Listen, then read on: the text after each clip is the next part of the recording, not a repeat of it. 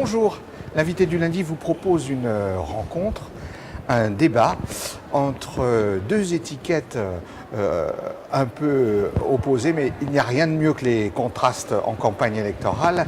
Et je vais vous proposer un débat entre Alain Guillon, qui est candidat aux législatives, mais qui est surtout un homme d'entreprise et qui est élu à la Chambre de commerce de Lyon, et Marc Chinal, qui est dans les réseaux de la décroissance, qui lui aussi s'intéresse beaucoup aux questions économiques, mais sous un angle particulier, et qui est candidat aux élections législatives dans la 3e circonscription. Alain Guillon, bonjour. Bonjour. Merci d'être présent sur ce plateau. Marc Chinal, bonjour. Bonjour. Alors, je vais vous demander peut-être de vous présenter, Alain Guillon. Vous êtes donc, dire deux mots sur votre itinéraire. Vous êtes donc plutôt chef d'entreprise et vous êtes élu à la Chambre de commerce de Lyon. Tout à fait. Donc, je suis de formation HEC. Et j'ai tout au long de ma vie été un créateur d'entreprises. J'ai créé des entreprises, j'en ai repris d'autres, des entreprises en difficulté, et notamment dans le midi de la France. J'ai été tour à tour aussi bien charcutier que pâtissier ou boulanger. Dans le domaine industriel. Dans le domaine industriel, voilà, bien entendu, voilà. Sans rien connaître à la technologie. Voilà. Mais... Je crois que vous avez eu d'ailleurs une belle aventure industrielle avec quelque chose qui s'appelait un peu comme la croissanterie. Voilà, oui, c'est après ça. Disons que j'ai fabriqué de façon industrielle des croissants. Oui. Et j'ai été au démarrage de la chaîne des magasins de la croissanterie. Et ben voilà, ça a été un peu mon parcours. Et maintenant... j'étais théoriquement à la retraite, mais il se trouve que je suis PDG d'une entreprise qui œuvre dans le golfe Persique. On va en parler tout à l'heure. On va parler un peu de l'international. Marc Chinal. Alors vous êtes candidat aux élections législatives, hein, mais vous êtes beaucoup dans les réseaux de la décroissance. Alors d'abord, qu'est-ce que c'est que la décroissance? On est dans le domaine de l'écologie. Je suis aussi chef d'entreprise depuis que j'ai 19 ans, il faut le préciser. Deux sociétés dans la restauration et puis dans l'édition de journaux, pas de journaux, de livres. Donc la décroissance, c'est simplement une approche de l'économie qui essaye de montrer qu'une croissance perpétuelle sur une planète qui est finie n'est mathématiquement et physiquement pas possible. Voilà. Après, comme je vous l'ai déjà dit, je suis objecteur de croissance, mais je ne me limite pas à cette approche qui pose certains problèmes dans l'économie classique. L'objecteur de croissance, c'est comme l'objecteur de conscience pour les armes. Alors vous ne voulez pas de la croissance, et les objecteurs de conscience, ils ne veulent pas d'armes, c'est ça? Eh bien, un peu, si on veut, oui. C'est disons, ne pas tout porter dans la direction de la croissance. Voilà. Ouais. Est-ce que dans vos modèles économiques, puisque vous dites aussi chef d'entreprise, est-ce que une fois qu'on a arrêté la croissance ou qu'on a décidé de ne plus faire de croissance, est-ce que les gens qui sont sur le territoire continuent à manger, à s'habiller, à se vêtir, à se chauffer? Ça pose tout un tas de problèmes sur le fonctionnement, c'est-à-dire que la croissance va naturellement avec un système qui utilise de la monnaie. C'est-à-dire qu'on est obligé d'avoir de la croissance pour payer les intérêts de la dette et pour faire fonctionner, entre guillemets, la machine productive.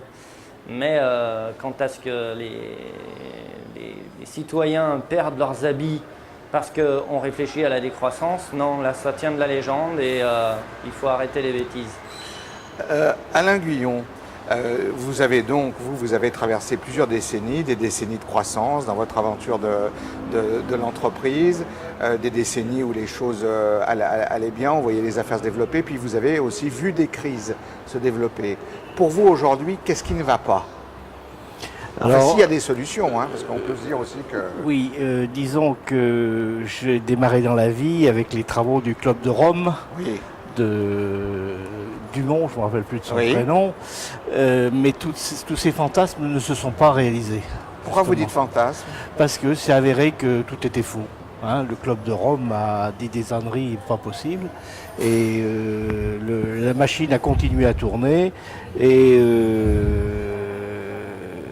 Par exemple, le Club de Rome faisait quoi comme prévision économique? Ben, Parce que c'est vrai que souvent, il y a des erreurs de schéma. Justement sur le nombre fini des ressources et qu'on allait fatalement manquer de quelque chose à un certain temps. Moi, ce que je crois plus, au vu de cette expérience, c'est que les hommes s'adaptent, Oui.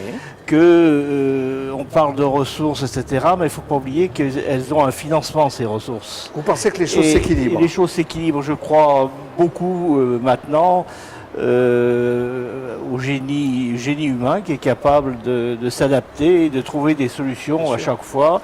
Et quand une matière deviendra rare, etc., on trouvera un substitut, je crois, au développement scientifique, etc. Marchinal.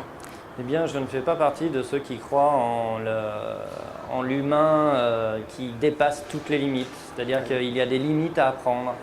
Mais Nous c'est sommes sur une planète. C'est d'ordre philosophique ou d'ordre économique? Je veux dire, philosophiquement, on peut le comprendre. Après, pour que ça marche. C'est les deux quand même, parce que les ressources, évidemment, on peut trouver tout un tas de palliatifs au manque de pétrole, par exemple. Sauf que rien n'est au point. Même les piles à oxygène ou à hydrogène ou à ce qu'on veut, elles ne marchent pas facilement.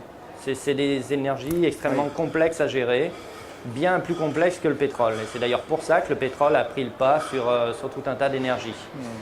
Donc, on a raison de croire que l'humain est intelligent, mais ce qu'on voit actuellement, c'est que l'humain utilise son intelligence pour détruire son espace vital, pour détruire la planète. La mer de plastique, elle existe. Et je ne vois pas comment, avec des grandes pelles, on va nettoyer l'océan et l'île de plastique qui existe sur le Pacifique, par exemple. Ouais. Mais c'est qu'un des détails parmi tous ceux qu'on peut trouver et qui prouvent que l'humain détruit l'environnement. Une fois qu'il a construit quelque chose avec de la pierre, avec tout un tas de choses, cette pierre, on ne peut pas la recycler indéfiniment. La carrière, elle existe, elle a détruit le paysage d'une certaine manière. On ne peut pas reconstruire le paysage tel qu'il était avant. C'est-à-dire qu'évidemment, il doit s'adapter, l'humain, mais il y a des limites à trouver. Alain Guyon. Oui, alors effectivement, sur le truc de la pollution par les plastiques, on ne peut qu'être d'accord.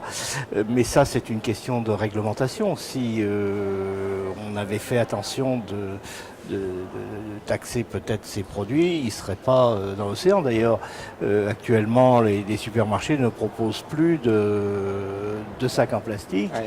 Et aux États-Unis, c'est depuis longtemps déjà des sacs en papier. Même au Moyen-Orient, c'est des sacs en papier. Donc, il y a toujours quelque chose d'un phénomène excessif, mais après, il faut le compenser et puis il faut trouver des solutions. Je ne dis pas que tout se règle toujours naturellement, mais il y a, quand un phénomène déborde, il y a une autocorrection qui se fait. Et moi, ce que j'ai peur dans les gens qui prônent la décroissance, c'est surtout qu'ils prônent la liberté, c'est-à-dire avec le A, le suffixe A privatif. Donc c'est la liberté des hommes qui est en cause, c'est la démocratie aussi qui est en cause, parce qu'on voit que dans notre système, même français, la démocratie ne marche pas, on n'est pas dans une situation démocratique, on a une oligarchie qui est au pouvoir, et tant que ces phénomènes-là ne seront pas réglés, je crois que c'est mettre à penser, on n'en a pas besoin. Alors, Marchinal, vous comprenez ce que dit Alain Guyon? C'est-à-dire qu'il peut par exemple y avoir une atteinte à la liberté, vous comprenez ça? Je comprends parfaitement que certains qui prônent la décroissance, mais encore une fois, moi je suis objecteur de croissance d'un point de vue personnel. Ce ne sont pas mes idées politiques, parce que vous savez très bien qu'il y a une différence. Oui. Il y a évidemment des jusqu'au-boutistes, qui sont évidemment des dictateurs dans leur petit coin. Mais bon, évidemment, on peut redouter s'ils avaient du pouvoir. Le truc, c'est qu'ils n'en ont absolument pas. Et que ce qu'on subit, ce n'est pas le pouvoir et la dictature des objecteurs de croissance. C'est bien la dictature du fric, de cette monnaie omniprésente, même dans le débat démocratique. qui fait que dans les gros médias, tout ce qui diffère un petit peu de cette logique est systématiquement censuré. Donc ça, c'est le problème. Mais on peut fantasmer après sur les objecteurs de croissance. Et quelque part, ce monsieur a raison. Ça peut être essayer de trouver des modèles un peu alternatifs, mais des modèles qu'on a essayés sur le terrain. Je pense par exemple à la révolution cambodgienne de Pol Pot, où on a pris, on a pris mais ça n'a rien à voir avec les objecteurs de croissance. Je comprends bien, mais on a mis tout le monde à la campagne, bien sûr. Donc voilà, c'était un autre modèle, de développement, et on voit ce que ça a donné dans certains cas. Certaines révolutions aussi ont été assez difficiles et assez dures. Vous savez, il y a aussi des révolutions industrielles qui sont très dures pour l'humain. L'humain subit de plein fouet la révolution industrielle. Qu'est-ce que vous répondez à Alain Guyon à propos de la liberté, notamment la liberté d'entreprendre?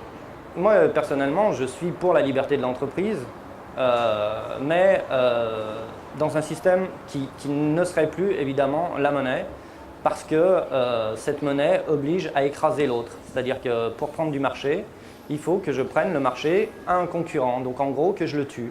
Et c'est la meilleure manière d'avoir de la croissance, c'est de détruire la concurrence.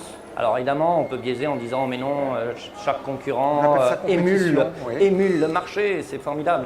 Mais dans la réalité, il n'y a qu'un seul client qui doit acheter un produit.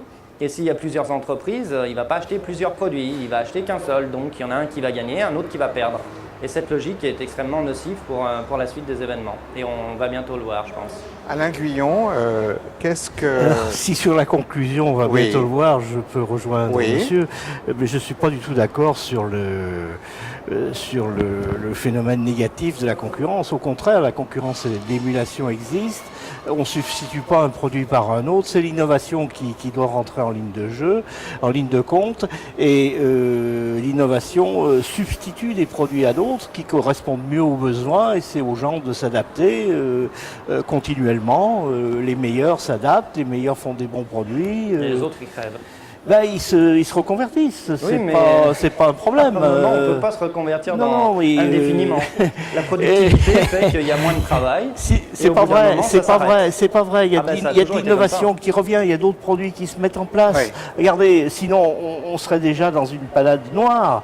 Mais on est dans une panade noire parce que, je reviens sur le problème de la monnaie que vous avez soulevé, c'est parce que depuis 30 ans, nos élus ont trouvé plus facile d'avoir recours à l'emprunt plutôt que de dire aux gens, il faut se retrousser les manches, il faut travailler. Non, on leur disait, allez-y, amusez-vous, on va faire 35 heures, il n'y a plus besoin de travailler.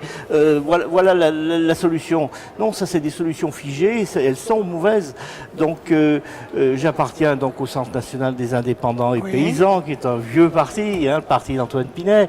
Et Antoine Pinet avait déjà pour doctrine en 1959, puisqu'en 1959, il nous a amené la prospérité pendant 10 ans, en ayant des budgets équilibrés. Eh bien, grâce à ces budgets équilibrés, on a retrouvé la prospérité et je crois que... Et avec la création d'une monnaie, le nouveau franc. Et oui, entre autres, mais il ne faut pas voir la monnaie comme c'est un problème parce qu'on n'a pas su gérer ou pas voulu gérer, mais si on avait bien géré ça, il n'y aurait pas de problème. Regardez en Suisse. En Suisse, grâce à la votation, c'est-à-dire un régime démocratique que nous n'avons pas chez nous, ils ont, depuis 10 ans, pratiquement, je ne me rappelle plus la formulation exacte, mais l'État ne peut pas augmenter son budget. Il y a 10 ans que l'État suisse n'a pas augmenté son budget. La Suisse connaît la prospérité. Le Canada connaît la prospérité. Mais il n'y a aucune transparence du système suisse. C'est-à-dire les Suisses sont... je suis tout à fait d'accord en point de vue démocratique, ils sont largement plus en avance que nous avec leur système de votation, mais la transparence de la société suisse n'existe absolument pas. Les Suisses ferment tous leur bouche, pour être poli, face à l'obscurantisme lié aux banques. C'est-à-dire si vous videz les comptes en banque des Suisses de tout l'argent mafieux et de tout l'argent qui justement trouve un intérêt à la Suisse parce que c'est stable, eh bien la Suisse s'écroule. Donc, il faut arrêter de fantasmer sur les Suisses. La transparence, elle a une limite, ça s'appelle le porte-monnaie, comme d'habitude. Et tant qu'on aura de la monnaie, on sera coincé. Là, je ne peux pas être d'accord avec ce que vous dites. Effectivement, on ne peut pas empêcher c'est sûr qu'il y a des capitaux mafieux en Suisse. C'est pas le problème. Mais si, c'est un problème. non, c'est pas ce qui fait vivre l'économie suisse. L'économie suisse vive parce qu'elle est très démocratique et qu'ils savent s'adapter et qu'ils ont des entreprises performantes et qu'ils savent aller rechercher des marchés. Je ne vais pas parler de moi, mais parce que j'ai une entreprise maintenant qui est dans le Golfe Persique. Alors pour quelle raison Parce que d'une part, on n'est pas emmerdé par les fonctionnaires là-bas. Hein, il n'y a pas de fonctionnaires, il n'y a pas d'impôts. C'est le paradis. Sauf que quand même, ils ont un régime policier qui est assez strict. Hein. On ferait bien d'avoir le même. On ferait bien d'avoir le même en France. Ça ferait pas du mal. Hein. Vous n'aviez pas peur de la dictature des objecteurs de croissance là, et là, ce genre de dictature, ça vous gêne pas trop? Ah, pas du tout. D'accord. Pas du tout. C'est un point de vue. Pas du tout. Je suis très content d'aller là-bas. Je suis très content de faire des affaires. Et comment vous expliquez alors le développement des affaires et ces économies qui se portent bien dans le Golfe? Ces pays, bah oui, ils ont quand même une chance extraordinaire, c'est que les billets sortent du sol. Hein. Ils n'ont même pas à se baisser pour les ramasser, puisqu'ils utilisent de la main-d'œuvre étrangère. Et mais au-delà de ceci, ils ont des besoins et il faut les couvrir. On n'était pas capable en France, on a des attachés commerciaux dans toutes les ambassades. Hein. Il faut savoir que c'est des fonctionnaires, ils foutent rien. Et quand il y avait un besoin qui était ressenti au Qatar, au Koweït ou ailleurs, l'attaché commercial transmet ça au ministère des Affaires étrangères en France, qui ensuite le transmet à Ubifrance, parce que le commerce international doit être réglé par cette grande administration qui s'appelle Ubifrance. Ubifrance fait des revues, c'est-à-dire qu'un besoin qui est ressenti sur place, avant qu'il soit connu, il faut 6 mois, 1 an. Donc il est mort. Les Américains qui sont sur place, et les Anglais, toujours, et les Italiens en embuscade, ils sont très forts, les Italiens. Hein. J'ai pu remarquer souvent qu'ils étaient très pertinents. Et bien en 15 jours, ils ont fait une proposition, et nous, le marché, il nous passe sous le nez, et on fait rien. Alors avec un ambassadeur de France qui est là-bas, on a monté une société pour justement essayer d'avoir quelques marchés avant, et dont je fais profiter la Chambre de commerce de Lyon et ses ressortissants qui éventuellement peuvent exporter. Marc Chinal, vous comprenez cette la logique, économie du terrain? Mais bien sûr, la logique est parfaitement claire. Après, on peut l'apprécier ou on peut ne pas l'apprécier, parce que justement, là-bas, les problèmes démocratiques... Mais tout à l'heure, on parlait de philosophie, justement. Il faut savoir pourquoi on est sur cette terre, sans être spirituel quoi que ce soit. Faire du fric n'a d'intérêt que parce qu'on en fait quelque chose, que parce qu'on vit bien. Si on a un système économique qui génère que du stress, à quoi sert ce système économique? Vous allez plus vite dans votre tombe. Moi, ça ne m'intéresse pas. J'ai eu certaines expériences dans ma vie qui m'ont fait comprendre qu'il fallait se bouger, qu'il fallait faire tout un tas de choses. Mais au bout d'un moment, faut vivre. Et vivre, c'est pas avoir la tête dans le guidon en permanence. C'est pas défoncer le sol pour avoir du pétrole. C'est une société de loisirs. On accorde beaucoup plus de temps au bien-être, c'est ça? Je comprends. Mais le bien-être, la culture, si on veut, le sport, n'importe quoi qui fait qu'on a la tête hors du guidon. Moi, je ne suis pas là pour dire à qui que ce soit qu'est-ce qu'il faut faire. L'équipe de Surf TV va souvent en Asie pour y travailler, pour avoir la même activité. Et on est là-bas dans une société où les gens travaillent et travaillent. Quoi. Les loisirs, ils ne connaissent pas. Oui, ils ont inventé le burn-out là-bas, oui. Et donc est-ce que vous ne pensez pas que ça peut être la philosophie d'un pays extrêmement riche, extrêmement confortable, où on se dit profitons de la vie? C'est un peu paradoxal ce que vous venez de dire, parce que profiter de la vie, il faut avoir le temps pour en profiter. C'est-à-dire que je ne suis pas du tout contre le travail. Non, ce que je disais, c'est que vous disiez qu'il faut arrêter de courir, de se stresser, et que vivre la vie, quoi. Vivre sa vie. Voilà. Et je disais donc que ça, c'était peut-être le fait d'une société riche, confortable, Mais ça dépend où tout de vos effectivement besoins. les gens ont le temps de... Mais est-ce que nous sommes une société riche et, vous voyez, Ah, mais nous, personnellement, nous sommes des méga privilégiés. Si vous demandez à monsieur son expérience des Alain gens Guillon là-bas, va lui poser nous avons énormément de choix en France. Ça s'est fait évidemment par le travail, mais ça s'est fait aussi par la culture, ça s'est fait par tout un tas de choses que eux n'ont absolument pas là-bas. en termes clairs, est-ce qu'on travaille assez, par exemple? Bon, moi, je sais qu'il y a une petite différence entre les pays d'Asie et l'Europe. Une différence certaine. Ah oui. Est-ce que nous, par exemple, nous travaillons assez? Est-ce que justement, on n'est pas des dilettantes sur un tas de secteurs? Ben, il faut bien préciser les choses. Moi, je dirais non, parce Non. que le taux horaire de productivité, il y a le taux horaire de productivité qu'il faut prendre en compte. C'est-à-dire que quelqu'un qui bosse 70 heures par semaine, Vous emmenez en Asie. si vous voulez, voir, mais oui. quelqu'un qui bosse 70 heures par semaine, Oui. il n'a pas le même rendement horaire que quelqu'un qui bosse 40 heures comme un Allemand ou autre. Alain Le taux Guillon. horaire est beaucoup, enfin, la Ouais. production horaire est beaucoup plus forte. Parce qu'évidemment, on répartit son énergie sur toute la journée. Donc ça ne sert à rien de se tuer au travail pour finalement ne pas en profiter. Il faut savoir faire un équilibre. Alain Guillon. Alors, est-ce que j'ai l'air très stressé? Parce que j'ai quand même 68 ans. Et je vis très bien, il n'y a pas de problème, mais d'être retraité... Donc le problème, c'est essentiellement en France, c'est qu'il y a une administration qui est trop importante et trop pesante. Et ça, c'est ce qui casse tout, et on s'en rend pas compte. Et avec la nouvelle majorité qui s'est mise au pouvoir, ça va devenir une catastrophe. Vous imaginez pas la catastrophe que ça va être en France. Hein. Je suis bien content de ne plus avoir d'employés en France, de ne plus rien faire en France.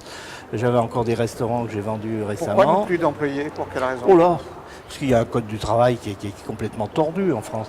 J'ai été juge au tribunal, enfin on doit dire conseiller plutôt que juge, au conseil des prud'hommes, mais c'est une véritable catastrophe. Le truc est trop... Vous pensez que beaucoup de patrons de PMI raisonnent comme vous? Ah oui, parce que celui qui peut raisonne pas comme moi, c'est qu'il n'est jamais allé au prud'homme. Et combien d'entreprises ont péri à cause des jugements des conseillers prud'homaux. C'est pas leur faute non plus, parce que quand on est conseiller prud'homaux, on raisonne en droit, on n'a pas à faire du sentiment. Ce que ne font pas toujours les conseillers salariés, hein, parce qu'ils sont très, très partisans, mais normalement en droit, et donc je vous dis, le code du travail est un code du travail suranné qui ne marche plus et qu'il faut absolument casser, démanteler, il faut le démanteler ce code du travail. Sinon on ne donnera plus le goût aux gens à travailler, c'est fini. Hein. Donc là je crois qu'on est sous la voie plutôt de la décadence et je regrette pour mon pays quand même. Marchinal, vous comprenez ce discours? Je comprends la logique, il n'y a aucun problème, puisque de toute manière, c'est un discours de guerre économique. Donc c'est normal que quand on est ennuyé par tout un tas de procédures, quand on est freiné par tout un tas d'accès à des marchés, il est normal de ne pas supporter ce genre de frein. Mais après, il faut remettre ça dans un cadre de société. La société qui nous a vu naître, quelle que soit l'époque, elle a un certain équilibre entre les forces. Et voilà, mais c'est pas à moi de défendre un système monétiste que je ne peux pas supporter par ses paradoxes et son côté kafkaïen. Alain Guillon, vous êtes élu à la Chambre de commerce à Lyon. Comment est-ce que vous voyez les mois qui viennent, les mois et l'année 2013 qui est devant nous, avec quelques hypothèques? Pour moi, la faillite se profile à l'horizon. Hein. Quand vous dites la faillite, c'est la faillite de quoi? Du système. C'est-à-dire que... Alors, Marchinal est un peu dans cette théorie aussi, hein, avec une théorie de secours. Oui, non, mais on peut avoir des bien sûr, conclusions bien sûr. communes, je ne suis pas contre. Hein. Donc, pour moi, il y a la faillite au bout du chemin. Par contre, les derniers résultats sur les problèmes financiers ne semblent pas le confirmer. Parce qu'actuellement, la France trouve encore à emprunter et à des taux quand même relativement intéressants, moins intéressants que l'Allemagne, mais elle trouve encore à emprunter. Donc, ça veut dire qu'il y a une certaine solvabilité, mais toutes les décisions qui sont prises par ce nouveau gouvernement ou qu'il s'apprête à prendre sont toutes en sens contraire de ce qu'il faudrait. Donc ça ne peut aller qu'à la faillite. Que je vois inéluctable. Et donc, alors est-ce que ça sera une bonne chose, une mauvaise chose? En tout cas, on ne s'en sortira qu'en mettant fin à l'étatisme. Le problème qui nous ronge, c'est l'étatisme. C'est une forme de soviétisation, hein, où tout est régi par l'État. Entre les fonctionnaires de base vraiment et puis tout ce qui dépend du régime public, c'est plus de 50% de l'activité économique. Ça ne peut plus marcher, ça ne marchera plus parce que tout le monde tire la couverture à lui dans son coin. Regardez 6 France, hein, 860 personnes au tapis parce que tout le monde vendait à son compte l'alcool, les cigarettes et tout ça, faisait n'importe quoi, était toujours en maladie. Voilà les catastrophes de l'étatisme. Et ça, faut que ça s'arrête. Et donc, je crois que l'État-providence, d'une part, c'est fini. Donc, la crise financière a du bon de ce côté-là, parce que comme il y aura une raréfaction des ressources, on sera obligé de se contenter, l'État devra se contenter de ses fonctions régaliennes, qui sont la police, la justice, la diplomatie, les armées, mais le reste, ça n'a plus à faire partie du domaine de l'État. Le statut du fonctionnaire doit disparaître, hormis ceux qui occupent des fonctions régaliennes, on ne peut pas faire autrement, mais le reste, ça doit être supprimé. Marchinal, quand vous entendez... vous aussi, vous voyez des gros nuages noirs ou pas dans les mois qui viennent? Bon, là il fait beau, mais les nuages peuvent avoir des fois des formes un peu surprenantes. Mais la question du dérèglement ou du non-dérèglement, je pense que c'est un faux problème parce que il est tout à fait exact que trop de règlements, je veux dire c'est l'URSS, ça a tué tout. Donc voilà.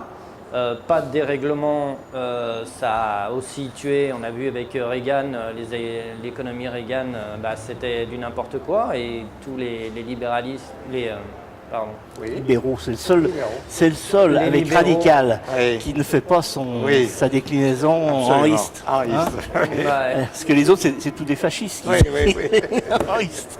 Tous les libéraux, en fait, ils sont revenus de ce non-bridage de l'économie. Là, on l'a vu avec le système financier. Alors peut-être que monsieur critiquera le système financier, mais comme justement, il n'y avait pas de barrière, aucune limite, eh bien les financiers ont créé des produits comme ils l'entendaient.